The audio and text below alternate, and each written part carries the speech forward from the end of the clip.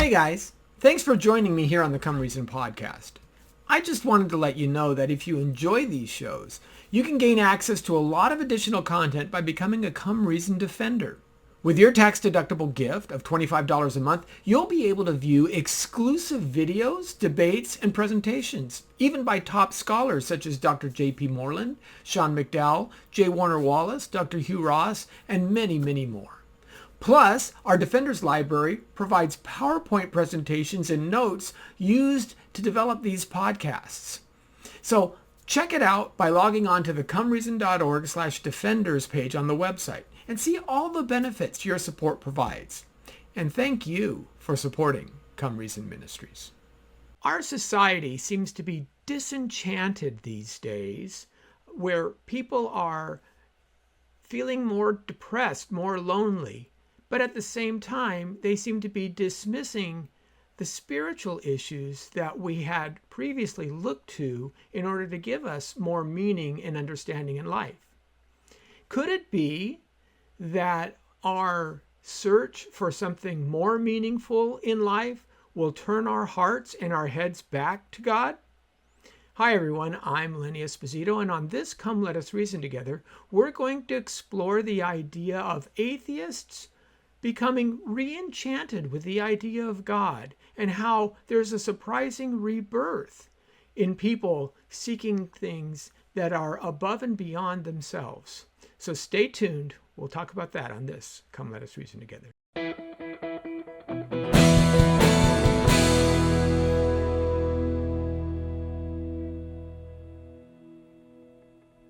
Well, hi everyone. Welcome again to Come Let Us Reason. And today I'm very excited about this interview. It's been something I've been hoping to do for a long, long time. I'm going to introduce you to Justin Brierley. Now, many of you may know Justin from his work for many, many years on the Unbelievable podcast. Justin and I have known each other for, 6 or 7 years now.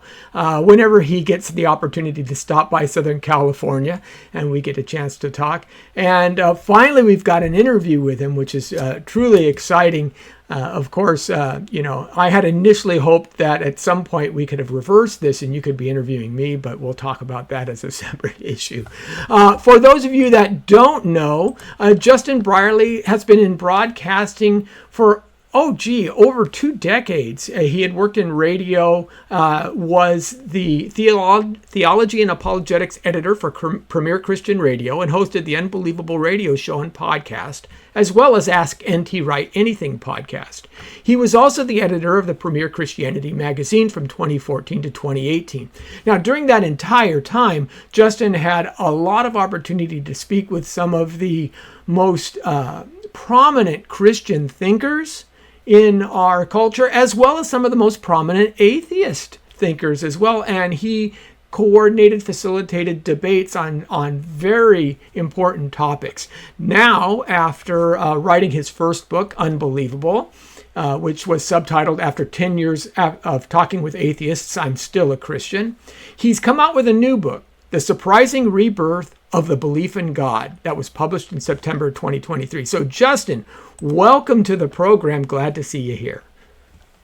Great to be with you. Thanks for having me on, Lenny. So why don't you, just for the sake of our audience, kind of tell us a little bit more about, your journey and how you got to the point where you're at now and in writing and speaking on this reenchantment issue.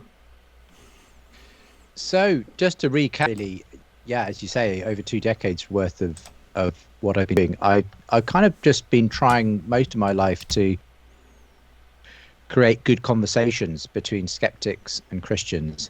And a lot of that time, 17 years hosting the Unbelievable show, which sort of from its inception in 2005 was aimed at bringing Christians and non-Christians together for weekly dialogue and debate. And very much, began in the heyday of New Atheism, when New Atheism was really just getting going.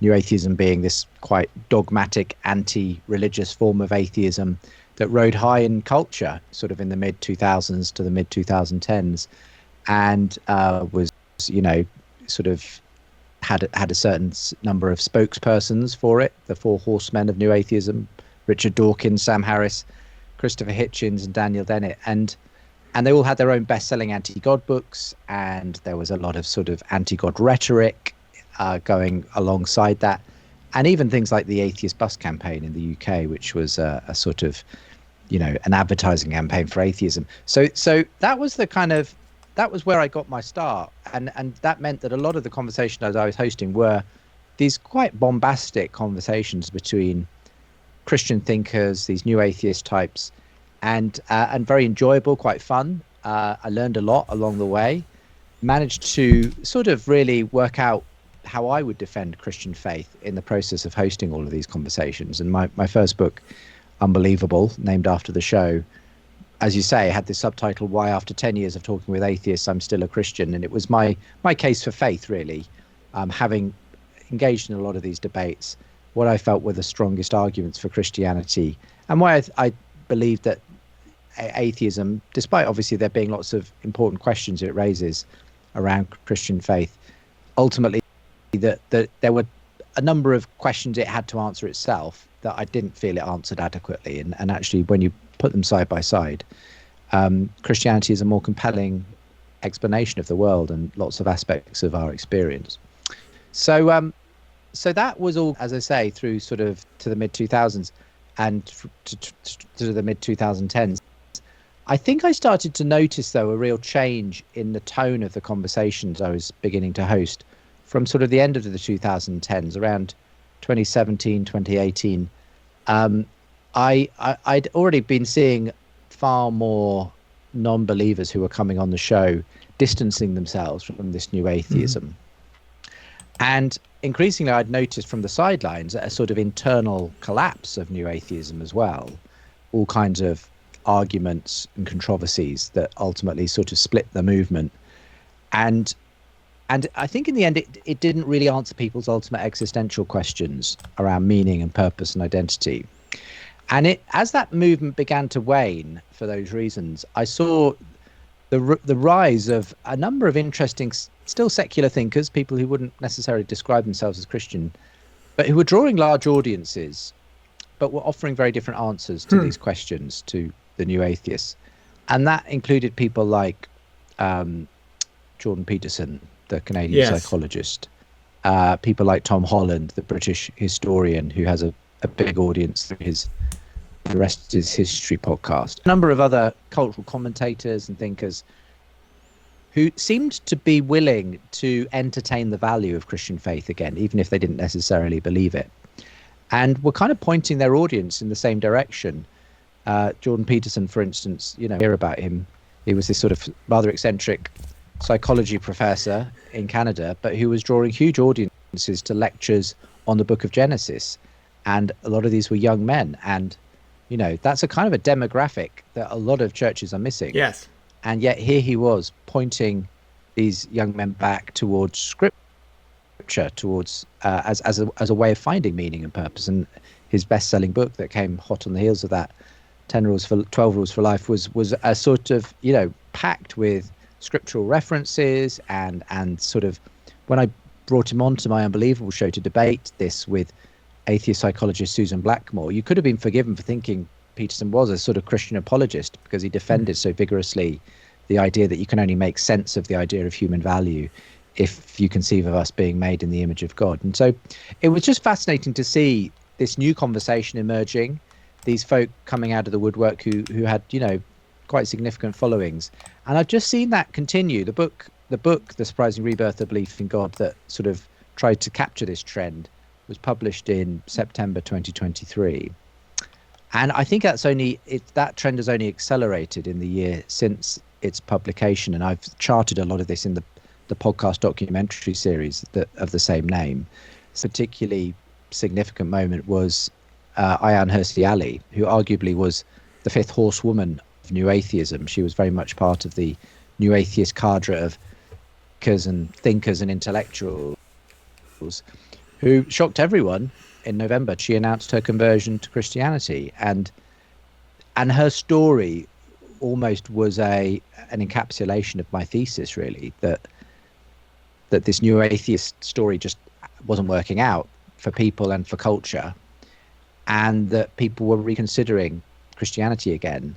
And in her case, she had come to the conclusion, actually, she'd tried it. She tried praying, tried going to church, and she said it changed her life. So there's, I feel like there's a new openness that's kind of emerging in a number of different circles. And so that's what I tried to capture. I do co-host another podcast called Reenchanting as well, which sort of has a similar aim to ask, well, where are we seeing reenchantment of a largely disenchanted secular world? Where are we seeing this hunger for reenchantment and a better story of reality than the sort of the secular materialist narrative that we've imbibed? So yeah, that's been a lot of my focus in recent years. I moved on from hosting the Unbelievable show about a year and a half ago, and it was a wonderful time, and I'm so grateful for all the conversations I was able to host. But I've been really enjoying, some of these new projects, looking in a slightly different way at how we can re-engage the Christian story and this new openness that I'm sensing in our culture in various ways. Well, yeah, there's so much there, and of course we've heard the term the press is bandied around cultural Christians, right? Even Richard Dawkins in his Channel 4 interview, LBC, I think it was, on Easter Sunday, explained how he had always classified himself as a cultural Christian, that he would rather see the Easter lights being put up in the holiday square as opposed to celebrations of Ramadan being celebrated as a corporate entity and things of that nature. But before we go into that, let's talk a little bit more about the whole idea of reenchantment, because maybe some people aren't necessarily as familiar with that term as it's being used today. It's, you hear enchantment and you think magic and things of that nature. Really, it's an idea that was popularized, not coined, but popularized by Charles Taylor in his book, A Secular Age. And Charles Taylor talks about how we used to believe in an enchanted world. And all he means by that is there were powers and forces that people recognized were greater than themselves. Now, whether that was a pagan belief in say fairies or something like that, more traditional beliefs in angels or demons, God and the devil. The whole idea is there are spiritual beings that do have an effect upon our earthly existence. So we're not the top of the heap, and in our modern materialist culture, we seem to assume that because we can go into a lab and create new polymers, because we can, change the weather in our homes through air conditioning, because we can, create new medicines, all of these things, well, we are the masters of all materialism. We just have to understand it. And that's what Taylor calls a disenchanted worldview. This is our modern society where we look to science to solve all of our problems. We don't necessarily appeal to God. So when we talk about being re-enchanted, part of what we're saying is, well, we don't know everything, and there may be powers or beings or entities out there to whom we have to give due deference in one way or another. And that's so when you are engaged in your Reenchanting podcast, is that the kind of talk that you're finding?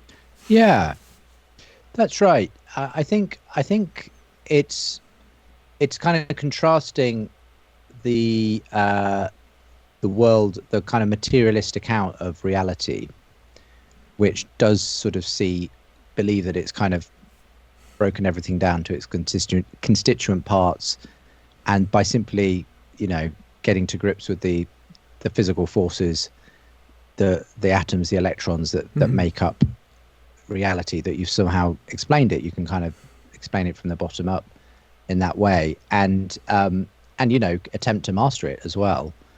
And it sees that kind of worldview, I think, though, has a very deleterious effect on culture, because it strips it of the meaning that once kind of that is kind of was imbued in everything, and it turns everything into everything becomes very functional, really. Yes. When you look at the world in that way, and things lose their internal sort of sense of fit and purpose. And you can sort of, if you believe the world is really just made of these small material building blocks, and there's no overarching purpose or story to which it belongs, then you can kind of do what you want with it. You can rearrange it how you want. You can change, if there are traditions or rules that exist in a culture, why hold on to those? This is just stuff that we can rearrange as we wish.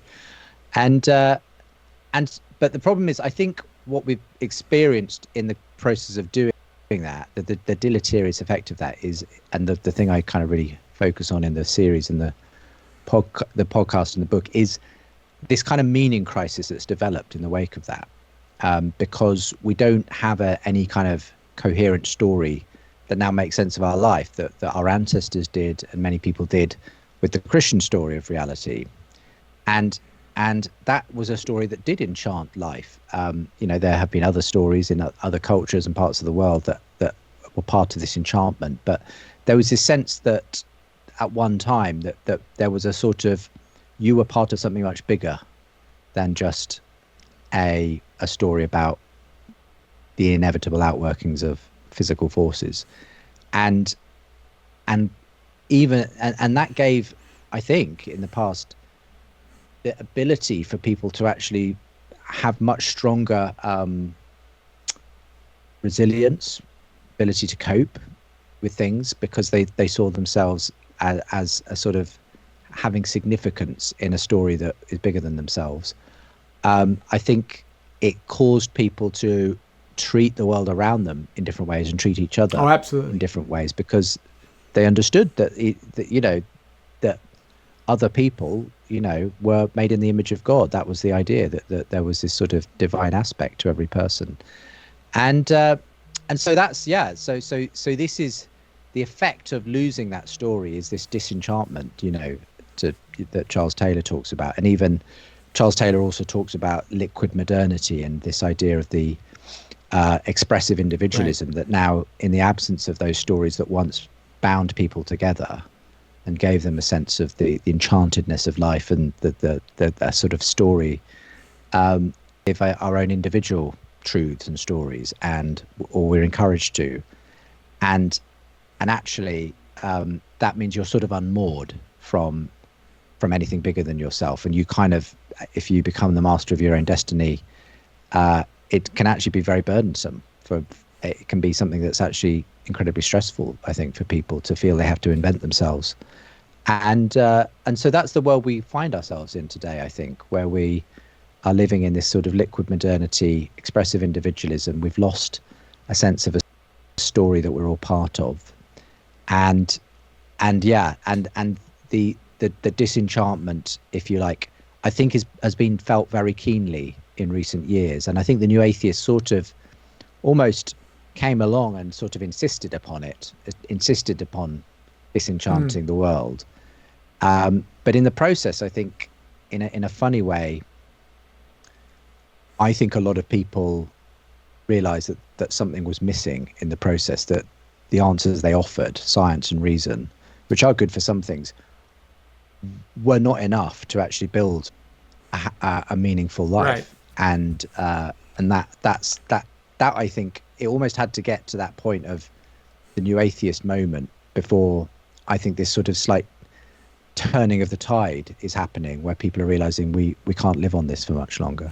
Yeah, there's a lot that falls out from that. One is, questions on morality, for example, become very tenuous, because if it all breaks down to matter in motion, chemical compounds, first of all, you have to ask things like, is there anything that we aren't ultimately destined to do that we couldn't not do, given the state of the chemical reactions that we're not necessarily controlling over, or the outside stimuli that we regard.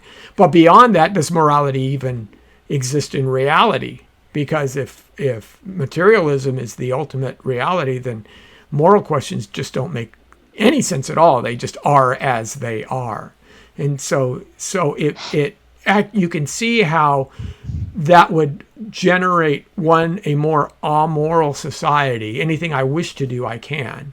you can also see how it would generate a group of people who would say, well, if we can do it, then it's okay. So if we can change our biological structure via surgery, then that makes it true, whatever aspect of our existence we want to, put forth to the world. If I want to say that I'm a sex other than what I'm, the one that my body now reflects, I could just change my body. And now I'm no longer that sex, because that's the ultimate goal, right? That's the ultimate end.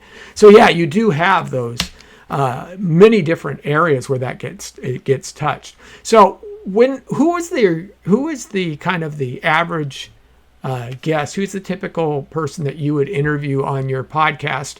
And how are they saying that they are seeing things differently now than, say, they were 10 years ago? Well, someone, who I focus on quite a bit in the book and the podcast series, and who's come onto the Reenchanting podcast, is Tom Holland. And for those who aren't familiar with him, he's a well-known historian here in the UK, but increasingly around the world. He co-hosts probably the most popular history podcast in the world. The rest is history. Yeah, it's great. And he's again one of these fascinating who has a really interesting personal story, essentially of growing up in a nominal kind of Christian background, but any faith he had sputtered out by his teenage years.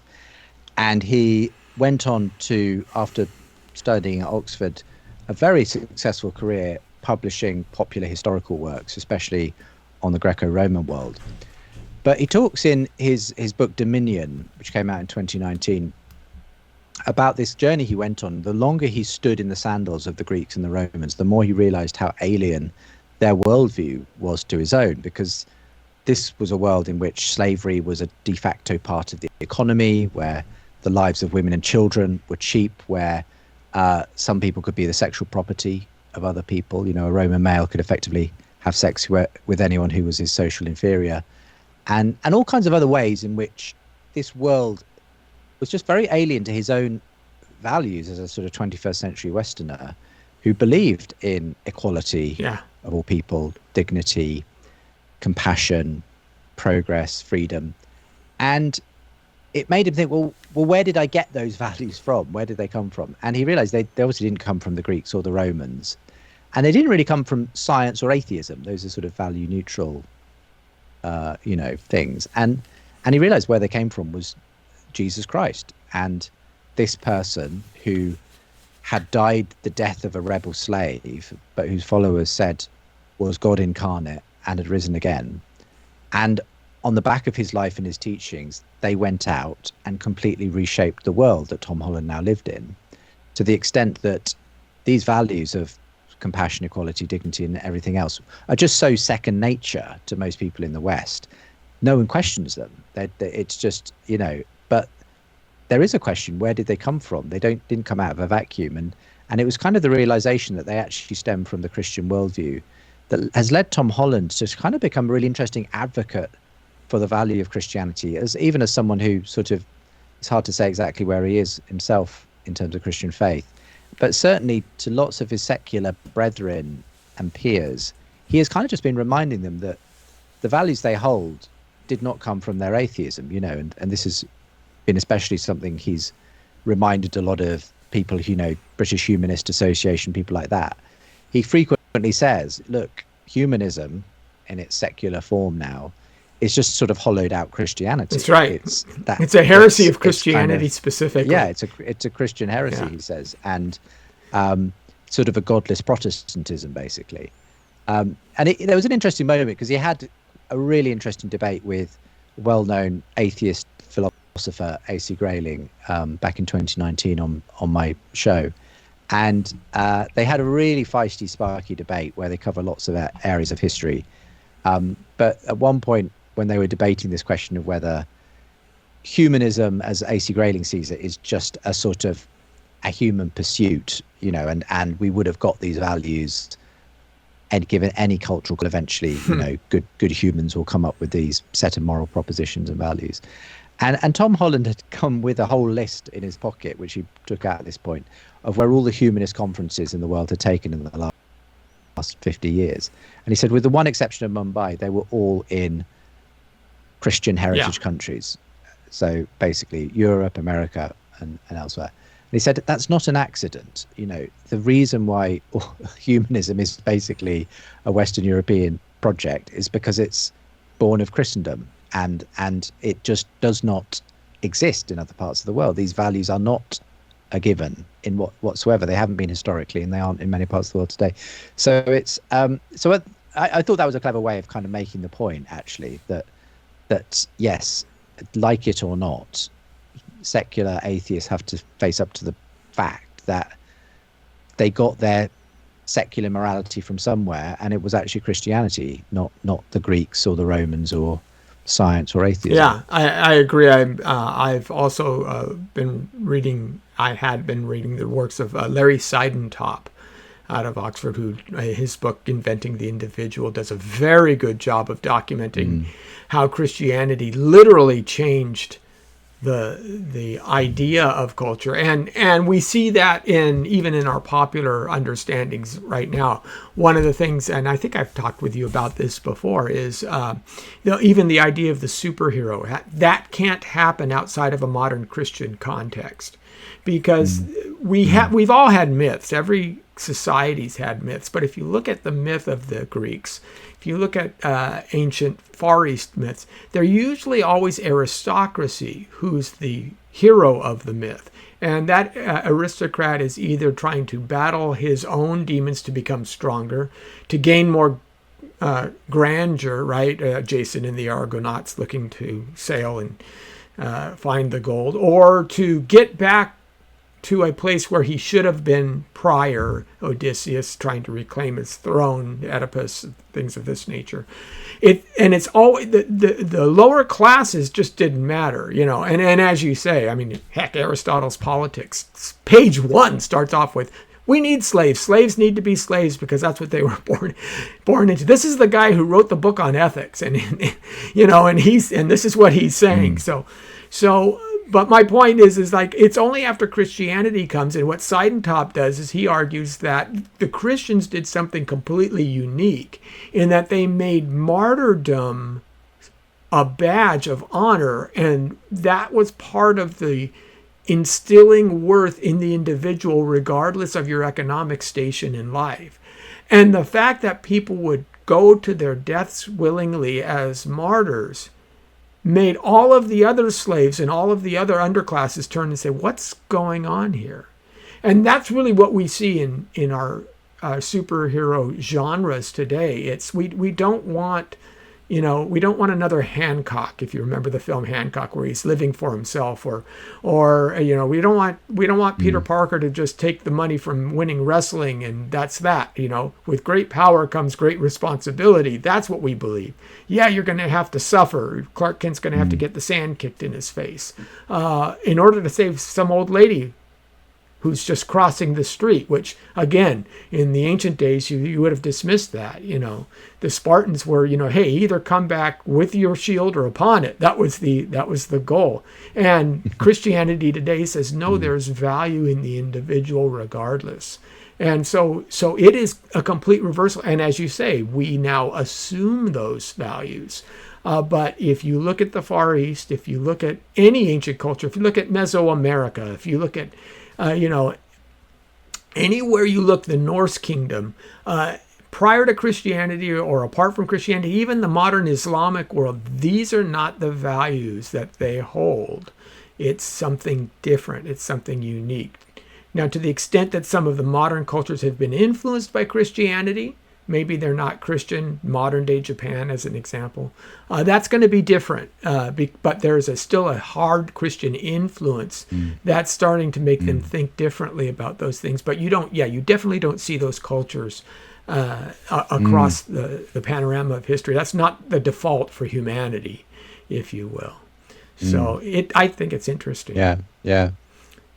Yeah, no, I agree with that. And I've noticed the same thing, that even today, as we've started to arguably lose that Christian story in the West, I think you're seeing the incursion again of essentially a sort of neo-paganism today, a kind of return to the strongman kind of stories, and that no longer valorize, lifting up the lowly and the weak victim. It's all about, just being the biggest victor and getting all the girls and everything else. It's the sort of Andrew Tate school of philosophy, where it's just, the guy with the biggest harem wins the competition kind of thing. And it's so interesting to see the way in which a culture, I think, can slip back quite quickly, actually, once it loses that Christian story, that underpinning. People kind of retreat back to the idols, that are very familiar from, the Old Testament. That people are very quick to fall into those patterns. But there's enough people, I think, kind of noticing that and worried about it, secular people, who are saying, we've how do we hold on to those values? And it turns out, Christianity was an important part of us believing this stuff in the first place. And that's where you have people like Ayaan Hirsi Ali, whose story, in part is her conversion was a sort of intellectual conversion. She was very much influenced by Tom Holland's thesis. And she just came to see that secular humanism doesn't have a story that can sustain those values in the long term. It's always borrowing from Christianity in order to do so. But by dismissing Christianity, it sort of dismisses the very foundations of the story that it's trying to preserve. And so she's just sort of thrown her lot in and said, look, I don't Christianity, basically. Yeah. And I'm surprised, even as you say, Dawkins now kind of seeming to tacitly admit, it turns out Christianity did do some good things for us. Yeah, he said, I would definitely rather live in a Christian society than a Muslim one. Yeah. But the great, contradiction at the heart of what Dawkins said in that interview is that he talked about the things he values about Christian culture, the cathedrals and the choral evensong and things like that. But he also is trying to talk people out of being Christian. Yeah. And I'm sorry, but you're just not going to have those nice things, those nice cultural fruits of Christianity, if people stop being Christians. Right. There won't be anyone to build majestic cathedrals or sing outstanding music, because the heart of those things will have gone. What it'll be replaced with is a kind of shallow, materialistic culture, which is what we're seeing replacing. It's very much like a person who says, well, I value what good health gives you. I value having a trim body and big muscles, and but I don't value exercise, and I don't want to do that, and I don't want to eat right. So I'll simply just get a tummy tuck and a couple of silicone implants, and I'll be good, right? But no, you're still going to have a heart attack. Eventually, it's going to catch up with you. It's the same idea, I think. Yeah, you can't have the structure without the foundation, and that's a big problem. So let me ask you this: on Unbelievable Show, one of the unique aspects of the program was that it attracted many people who were not faithful believers. They weren't Christians. So you had a lot of atheist, agnostic, some seekers, but even some who were kind of dyed in the wool, set in their ways, non-God believers, in order to listen and to hear their champion and things like that.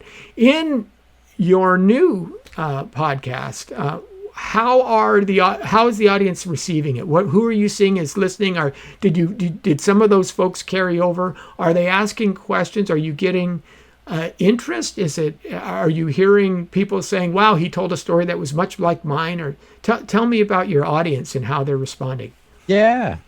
I think a number of people who were, loyal, unbelievable listeners, both, across the faith spectrum, have come with me to the new shows that I've been hosting, and so but the interesting thing is the new podcast, the Surprising Rebirth of Belief in God, which is really a documentary series, whereas Unbelievable and the Reenchanting Show are more kind of interview driven. This is much more a sort of telling a story, And that has been proved remarkably successful. I've been really pleased with how quickly that podcast has taken off since we launched it about a year ago. And I think it's, as well as folk who have been following my work before through Unbelievable, a lot of new folk have actually started joining in, following the work, because I think it's quite palatable.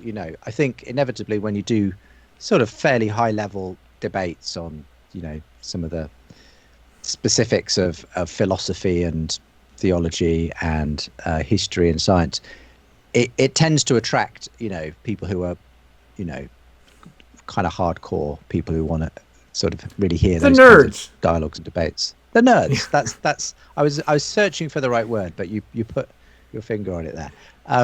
But I think the way that I've been able to sort of weave in a lot of that stuff, but in a more of a storytelling arc, has made it perhaps a bit more accessible for a number of people who wouldn't necessarily, been the types to have listened to, 2-hour debates.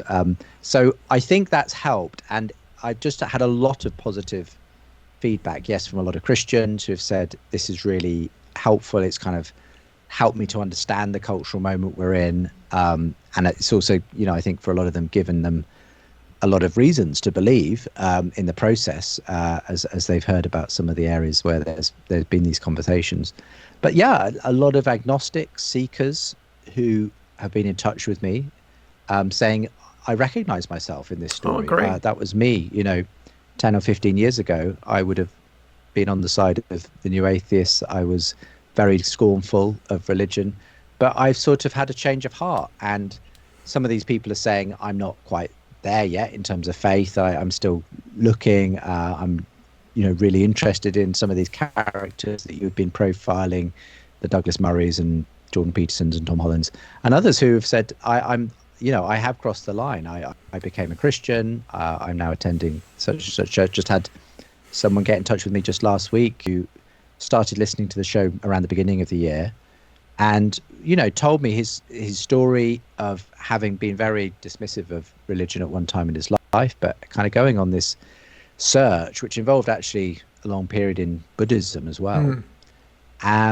But found that, by the end of last year, beginning of this year, he was just finding himself drawn to Christian faith, and unexpectedly, and through a number of the people he was listening to, he then bumped into my podcast series and said, it feels like this is my journey, Justin, that you're describing in real time here. And then only last week, got in touch to say, I'm actually getting baptized this Sunday. Wow, and I found this, that's great. This church, which is quite a traditional church, where he goes to the early weekly communion service. It's got a liturgical style, but that's where he finds he's really drawn to, himself, and that's great, and I can't claim to have had a great deal of influence necessarily. I think it was just that this was the moment, and for some reason the podcast documentary series, in sort of telling other people's stories and so on, kind of gave him permission to keep exploring that, and led to this point of commitment in that way, which was great. So lots of nature to that, both people telling me that I've been on this journey for a while, or people for whom that the series has helped them to kind of name something that they've been sensing in their lives. You had mentioned the idea that he was your friend was engaging in a high liturgical service, and I'm seeing more and more of those kinds of desires even within Christendom. And I think part of it is the concept that we've felt so dry, so thirsty for any kind of reenchantment that you want to just you want to just kind of jump in, get your whole head underneath the water, and those high liturgies do that, right?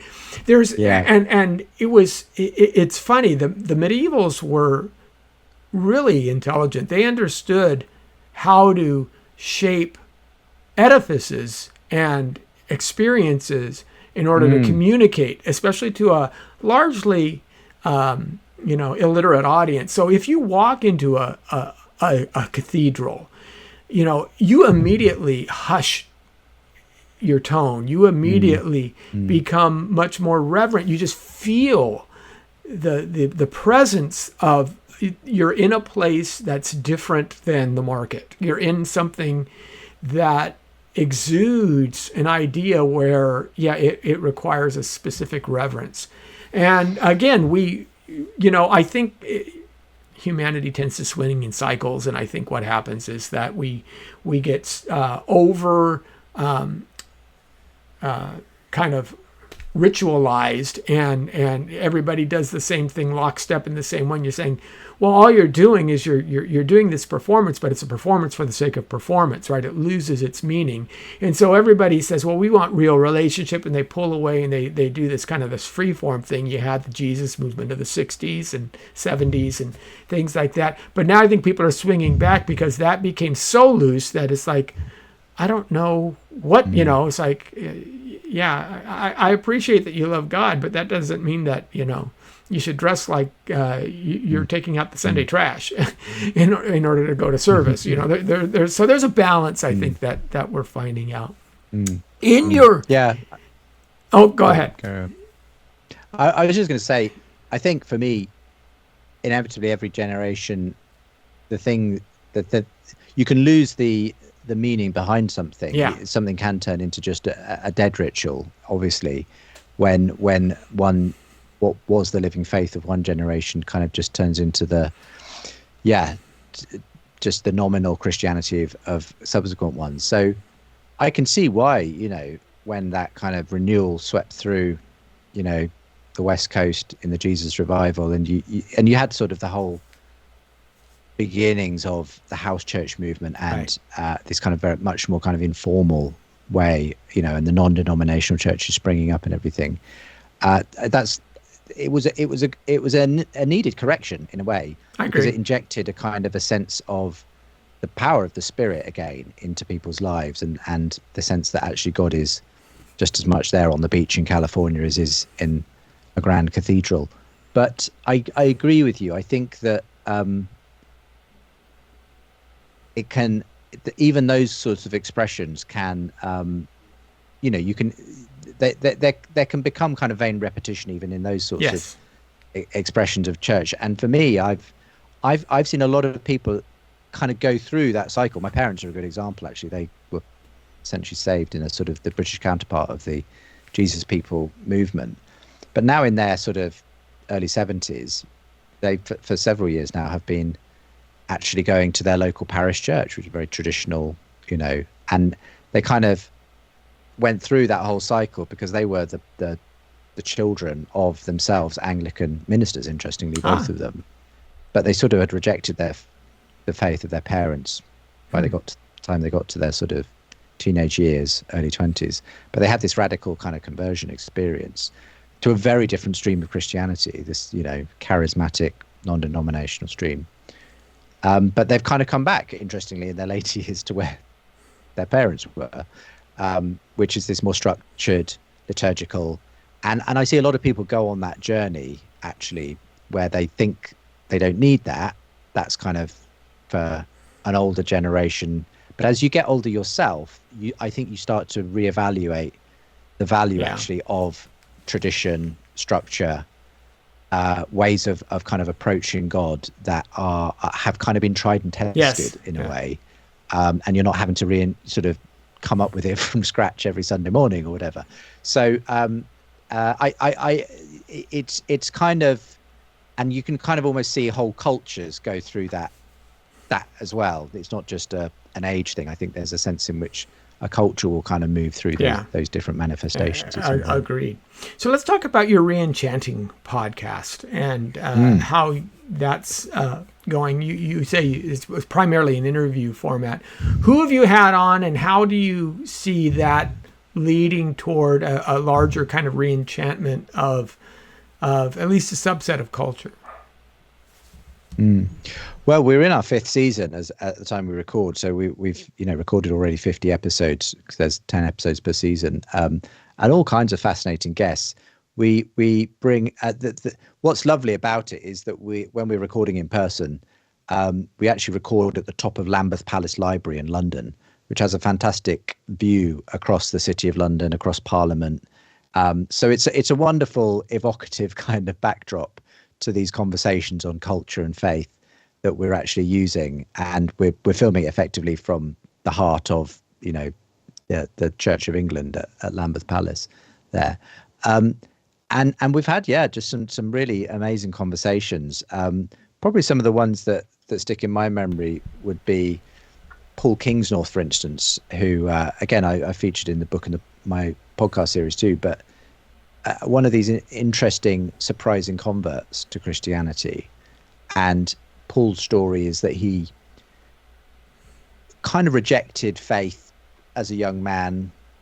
He sort of had that cultural Christian, nominal Christian sort of background, as many people growing up in the 1970s as he did had, but rejected it for sort of teenage atheism basically. But he always loved the outdoors and being out in the woods, nature. And he said that his kind of atheist naturalism didn't really survive very long, because he found the world too enchanted to be able to believe it was just purely material. And he eventually he got into environmental activism for a number of years, alongside being a novelist and a poet. And he said he needed to find something as a sort of an outlet, a kind of spiritual outlet. And he turned to Buddhism, because he felt, well, at least it can give you a sense of, inward calm and peace. You look into yourself in Buddhism. But even that eventually he found wasn't doing the job, because he had this experience of, when he was out in nature, of wanting to worship essentially. And so he tried actually worshipping nature in the end. He actually became part of a Wiccan coven for a few years, out in the woods, doing the sort of nature worship thing. And he said it was interesting, but he said in the end he found it was really a pastiche of New Age sort of esoteric practices and what he came to realize were Christian heresies, basically, this thing called Wicca. And at the same time, he started to, again, go on this search, and suddenly all kinds of people started popping up in his life. He hosted a writing club, and he was a very, very celebrated author by this point in his life, award-winning author. And so he had a large following. And people started to get in touch with him, who it turned out were Christians, people he hadn't realized were Christians. He was being asked for advice on sermons by vicars in his writing club. He's just one day, quite out of the blue, his wife, who's not a Christian, said to him, "You're going to become a Christian." And he said, "Don't be, of course I'm not," because he'd really had consigned that to the sort of, it's just, irrelevant, outmoded, whatever. But God kind of came calling in a remarkable way for him, because he started having dreams about Jesus. And he says all kinds of other things were going on in his life, which led to him sort of being dragged, he says, kicking and screaming out of Wicca. But he was almost forcibly dragged, he said, out of it, and having this very profound experience that actually Jesus was there. And he would, looking back on this whole process, would say, he wrote his sort of article about his conversion, I think in 2021, and it was called The Cross and the Machine. It went viral at the time. And he said in that, if you'd asked me just a couple of years ago, that if you told me that I was going to become a Christian, I would have laughed. So there's this very surprising sort of element to his story. And so when we had him on the Reenchanting podcast, he told us that story. And it was just fascinating to hear someone who's sort of been on that journey as an adult convert to faith, but wasn't really drawn to Christianity exactly through, a rational apologetic exactly. And he's a bit wary, actually, of a kind of just convincing people through a purely rational process of Christian faith. For him, Christianity kind of transcends that, and it's a sort of alternative story that you're invited into, basically. And he finds himself now, actually, he found his home in Eastern Orthodoxy as the Christian stream that he's joined. And I think the reason for that partly is because it does tend to focus on the kind of the immanence of God, and it's and this sense of mystery and the numinous, and it's not so concerned with sort of creating a kind of what's the word? A sort of purely doctrinal account. Yeah, kind of a logical rigidity, I would say. Yeah, exactly. So, and that perhaps is also explained by the fact he is a storyteller. That's what he does, and so he kind of engages Christianity at that more imaginative level in that sense. But it's extraordinary to see the change it's had on his life and the way he talks about it. I think he's an amazing evangelist for Christianity now, and he's one of these people, as I say, who was craving reenchantment, basically, and found, to his great surprise, that yes, the Christian story, despite his misgivings about it or his preconceptions, it turns out when he actually looked at it again, it turned out to be exactly the story he had been looking for all along. I think there's a sense that that people like Paul Kingsnorth are increasingly popping up in my eye line, people who are sort of never really thought of Christianity as an option, an intellectual option, and then suddenly they find actually it is making sense for all kinds, and at a much deeper level than just a kind of I've been persuaded by the evidence. Now, some people do need to go on an evidential journey. There's lots of people I've spoken to who are having these kinds of adult conversions, and they did need to put pieces together. But it's very rarely just that. It's a kind of, there's a sense in which they find the thing they've been longing for all along, and they kind of tried to find it in something else. They tried to find it in atheism or some kind of humanistic, philosophy, or they tried to find it in Buddhism quite frequently, or in some kind of transcendental kind of pursuit. A number of people I've spoken to these days have been through some kind of experimentation with psychedelics as a way of trying to engage something bigger than themselves, something transcendent. But they've again found that didn't work out. That didn't kind of do what they were hoping in the end. So there's this sort of, I just sense that there's a number of these people, and we've spoken, as I say, to a number of those people who've been on that journey on the Reenchanting podcast. I find it actually a little bit fascinating that it seems more times than not, and you're right when you say this, that individuals who are not satisfied with the atheism, they want some kind of spiritualism in their lives. Buddhism seems to be the first place that most people turn. And I think that's interesting. I think that may be twofold. One, because, in a Vedanta Buddhist framework, you really don't have a supreme being. So it's an easy jump in that regard. But secondly, Buddhism is very much about the inward journey. It's about you. It's self-focused, and it's all about, you overcoming the sufferings of existence. However, they don't start off by starting to think about karma and all of its implications, and if you really look at it, karma is a cruel taskmaster. You don't find any solace in karma because you're held accountable for sins that you created in prior lives. So there are crimes that you did that you don't know that you did. There's no way for you to appeal your sentence, and there's nothing that you can do to overcome it either. You just have to suffer through it, and hopefully in the next life. And it's just like, beyond all that, you start to say, well, wait a minute, who is the adjudicator?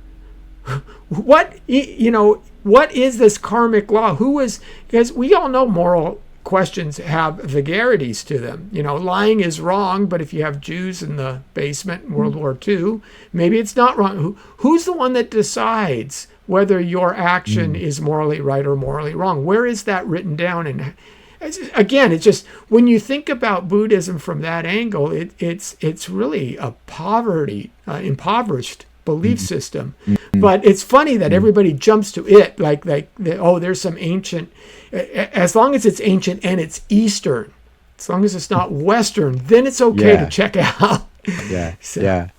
I think, and you saw that as well in the the 60s and 70s with the kind of the eastward journey of the Beatles and lots of people looking for enlightenment, through those Eastern sort of philosophies and religions. And again, I think that a lot of people, found something that was helpful for a while, but it didn't always last very long, or they kind of, when you kind of are just looking inside for enlightenment, you come to the end of yourself, really. Right. And I think that, and I think Paul Kingsnorth himself would say it wasn't that nothing happened when I was a Buddhist. Some of the practices were quite helpful. There is a kind of mindfulness tradition there, and that's, I think, a lot of the appeal to modern Westerners living frenetic, stressful lives is that sort of the calmness that's often offered as a side effect of practicing Buddhist meditation and so on.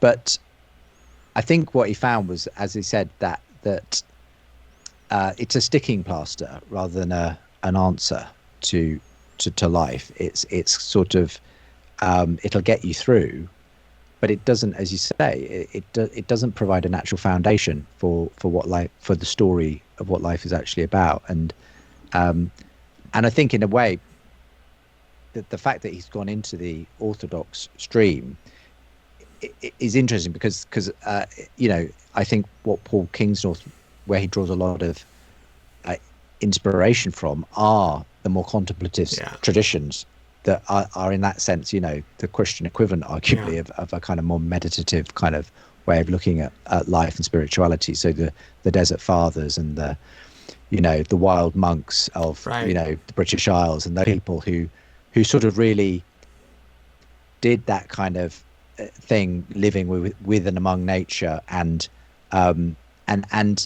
so I think that in that sense, Paul Kingsnorth is still just as sort of interested and connected with the idea of connecting with nature and with what it means to live in the world as a kind of at peace. He now sees that it's centered ultimately in the transformational kind of nature of Christ, the center of that whole story, rather than a kind of just a philosophy or whatever.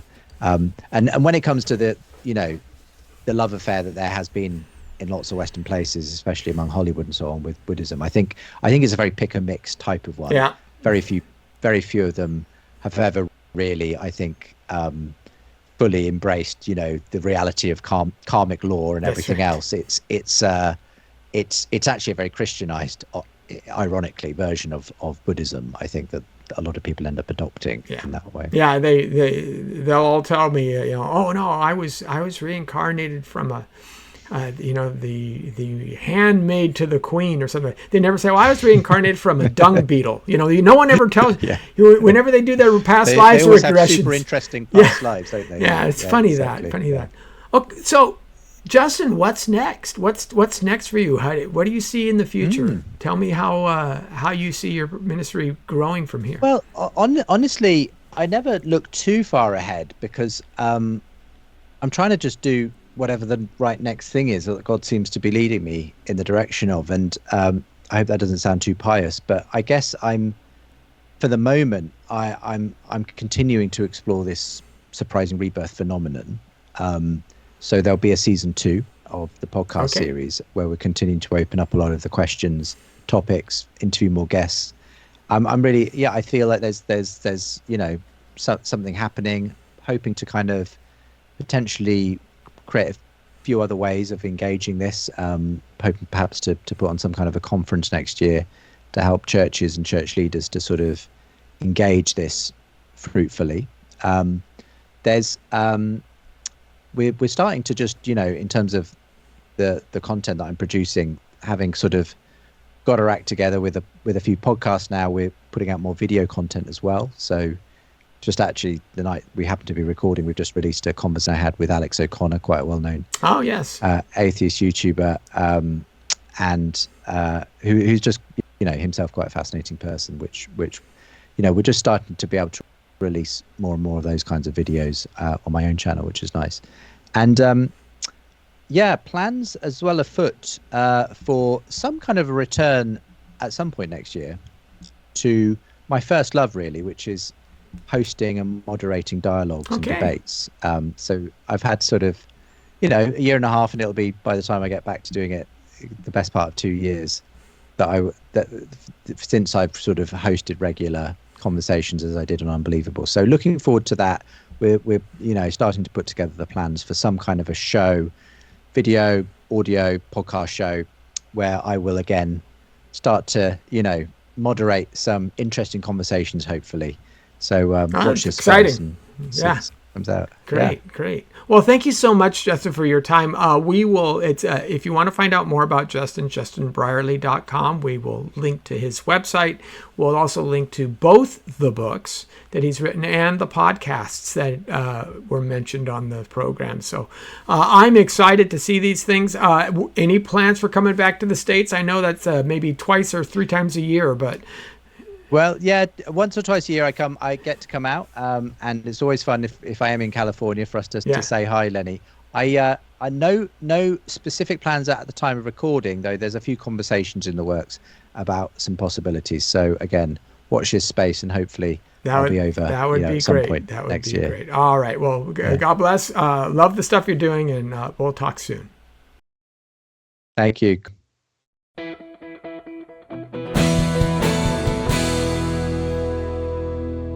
Thank you for watching this Come Reason video. I hope you enjoyed it. If you'd like to see more videos like these, consider subscribing to our Come Reason YouTube channel by clicking on the subscribe button. And you can follow us on social media. Lastly, if you'd like to help keep these kinds of videos free, consider providing a donation by clicking on the donation button beside me. Thank you.